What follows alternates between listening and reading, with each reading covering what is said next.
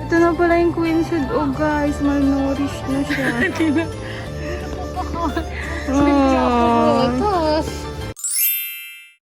Guys, it's day 3 and papunta kami sa Kilang. Nag-check out na kami sa Baymenwao Hostel and nilipat kami ng hostels or hotel na kami sa Kilang, which is yung Feng Hotel. Magpa-public transport sana kami, magbabas sana kami and everything.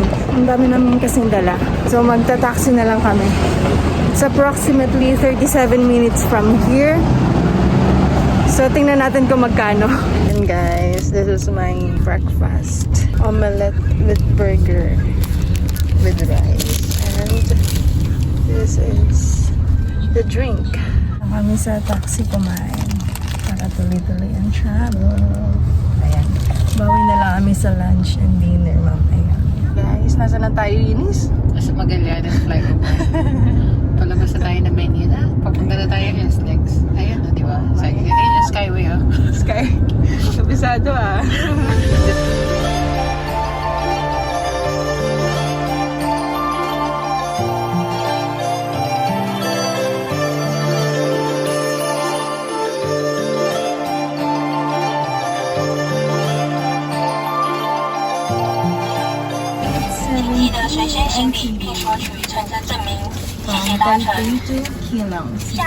So nakarating na kami dito sa Feng Hotel sa Kilang City Center.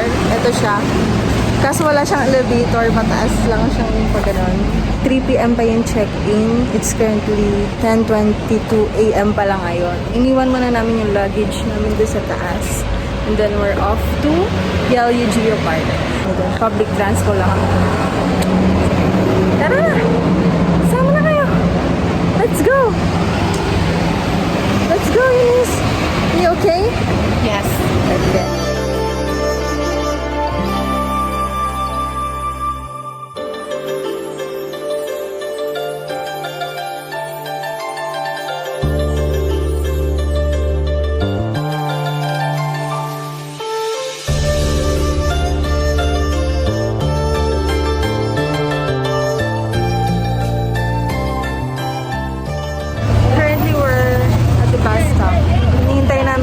Namin papuntang Yehliu Geopark, which is bus 790.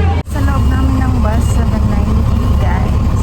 From Kilang, may 37 stops siya. Travel time is approximately 37 minutes. Guys, di kami na-inform. Grabe pala. Paliko-liko ang daan dito. Nakakahilo. Pumasok ako. At ang bilis pa magpatakbo ni Kuya.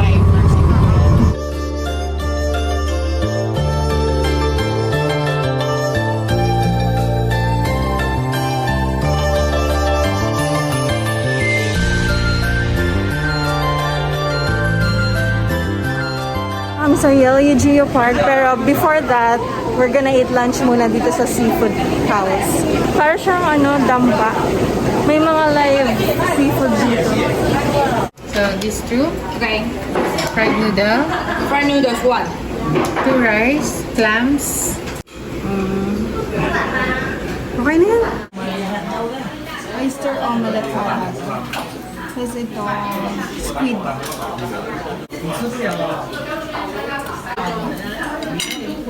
Kaya ate. Hello. Samar ako, Samar. Taga-summer ka ate. Samar. Waray. Punta ako doon. Ex-contact.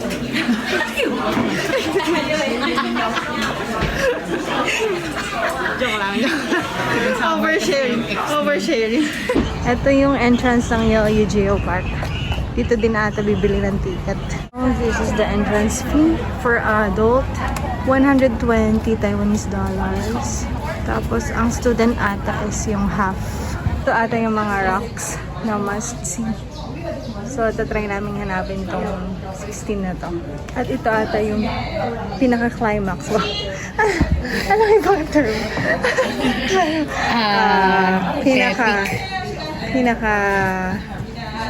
Yon. Alam niyo na yan. Pinaka-yarn. Queen set. Bukod sa 16 kanina, ito, meron pa dito. 36 lahat. Lalakad na kami guys. Papunta din sa mga rock formations. Yung parang nasa Belfast, Northern Ireland. Dark hedges ng Game of Thrones. Ganda. Ito nga yung cute princess. Okay. So, ito yung mukha. So, ito yung buhok. Fiberglass replica siya kasi nag-erode na yung original. So, para ma-preserve. Ayan na siya, guys. Oh, wow. So, mga replica nga yun. Ayan na siya. Oo nga. So, ito yung pinaka-entrance ng Yehliu Geopark. So, hanapin namin yung Queen's Head. Ito po, mushroom rocks. Ayan. Lahat yan? Mushroom rocks yan? Yes, lahat po yan. Kasi, masatibay yung top niya kaysa sa neck. Kaya, mas nag-erode yung next na minipis ng minipis. Mantalang yung top, ganun pa rin sila. Kaya, mushroom rock. Tada! Queen's Head. Dito. Pogi ni Kuya, Pinay pala yun. Maganda dito. Sikat na sikat ang Pinoy.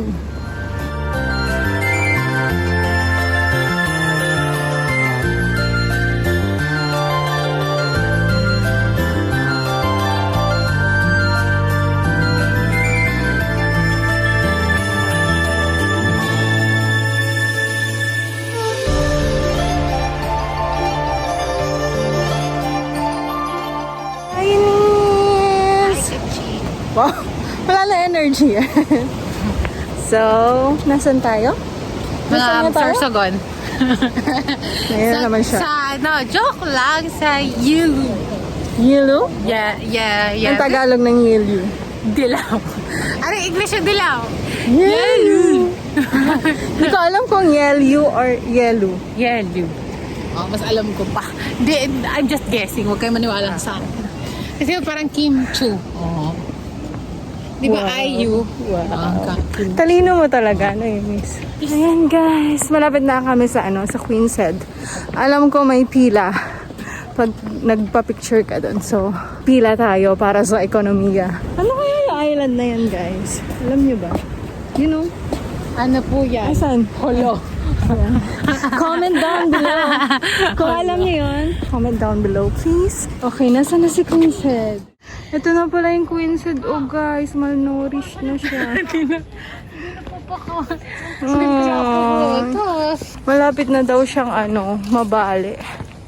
Dahil sa erosion and something like that. Kaya bago pa man mag-erode, guys, punta na dito. And mag-picture sa Queen's Head. Punta na kayo. Travel. And travel. Or, nood kayo ng vlog. And subscribe. Ayan na siya, oh. Oh, yung liit na niya.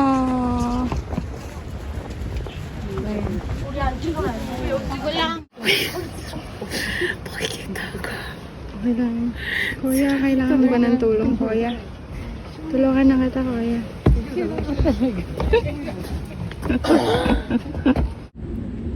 Queen's Head. Ang cute na magbilang eh. Tapos namin mag-picture, guys. Actually, nagpicture lang kami sa Queen's Head. Tapos, dun, sa bandang dagat dun. Ayan. Okay na kami sa picture. And, we're gonna go dun sa cafe. Actually, may cafe dito sa loob ng Yehliu Geopark. And we're gonna get a cup of coffee and chill and enjoy the view and the vibe. Ayan. Ganda. Maganda siya, maganda. Ayun, no? Puro rock formations. Yan nga lang, wala kaming tourist guide. So, we don't really know the history behind this amazing view. Ito yung sinasabi kong cafe. Is it a cafe though? No. Recreation area. Pero may cafe sa loob. Kailangan ko nang uminom ng vitamins ko. Which is coffee. Ang order namin is itong sea salt caramel latte. 120 ml. Which is like mga 200 pesos.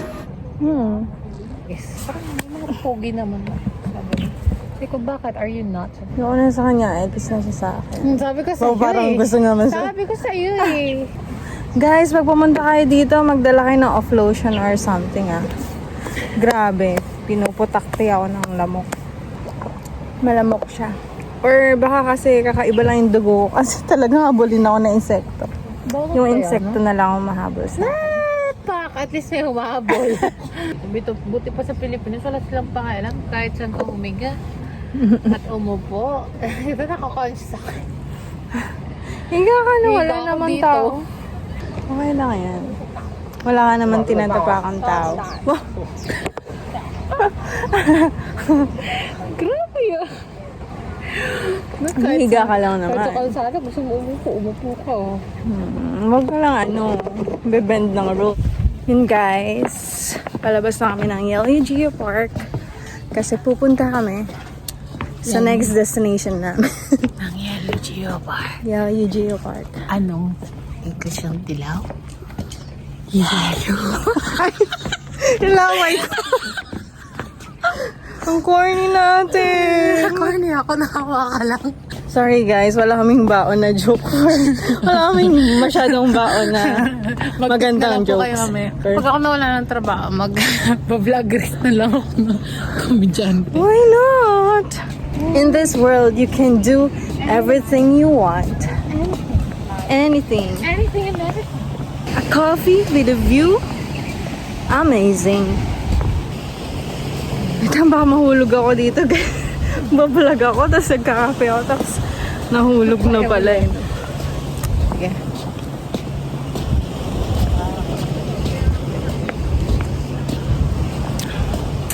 Ay, saya.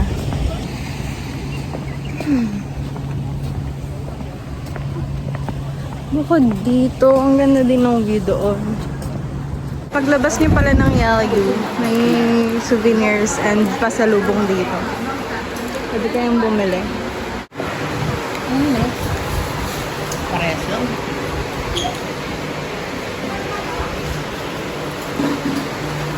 Ref magnet. Pagod na yarn. Pagod ka, Ti. Ang lalim ng hininga eh. May pumipilit sa'yo, Ti. Ano ba yan guys? Ang hirap mag-work. Wow. Working yan, vloggerist yan. Kahit wala pang kita. Kaya natin ang pogi. So ayun, sasakay ulit kami ng bus 790. Pabalik naman dun sa pinanggalingan namin kanino, which is sa Kilang. And then from Kilang, magta-train kami papunta dun sa Zengbin Fishing Harbor. Okay, let's go! So, papunta kami sa bus stop. And dito kami pinadaan ni Google. Hindi ko alam kung tama ito. Sobrang local neighborhood na to. Pero, let's trust paring Google. Ganda dito.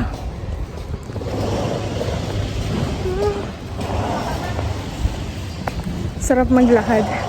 Kasi hindi masyadong mainit. Ang ganda. May bundok sa likod ko. So guys, naglalakad lang kami papunta sa bus stop. Pero, look at the view naman. Alam mo, feels ko dito? Yung mga anime na sa probinsya yung main character. Na? Ako naman yung sa K-drama na yung parang mga hometown cha-cha-cha. Ganun. Hometown cha-cha-cha.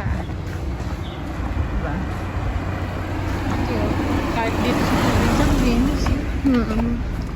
Ba talaga pag-disipin natin mga tao? Grabe ka naman sa mga Pinoys. Well, it's true.